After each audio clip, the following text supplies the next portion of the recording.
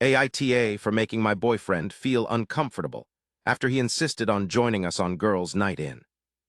My boyfriend M27 started asking to join me in my girls' night in. Every time I tried to say no, he'd be like, "I have to join or you'll have to cancel." It made me an amp, the girls miserable having to sit there with him in the middle. This past Friday, he insisted to join us again.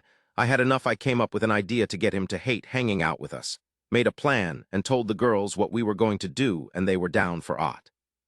The girls came and my boyfriend immediately sat with us and started ruining our conversations by steering them towards him, his work, his achievement. So here's what I did. I started bringing up gross, embarrassing subjects, and the girls were eating them up by talking about them in details. Subjects like sevks, periods, his most sensitive spot, cramp, diarrhea, hairy legs, fart getting trapped in the vulva and coming out the front. Squeezing shit out of our faces, cramp, diarrhea, dirty underwear, and again, cramp, diarrhea. We talked about this stuff in boring details like, I could feel his discomfort without even looking at him. But God, when I turned to see why he got quiet suddenly. He was getting red in the face and had sweat all over his forehead. I bet he found himself unable to relate to Thai's subject, thus couldn't take part in the conversation.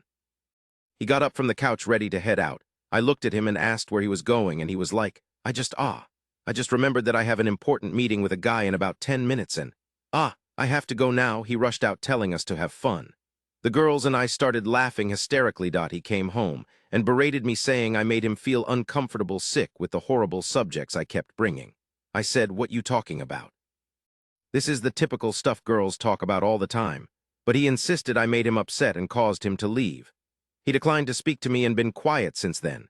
AITA *** up dat wa y'all wow, just got home and left this post at 70-ish comments. And here I am looking at hundreds of comments but only read a bunch, you guys.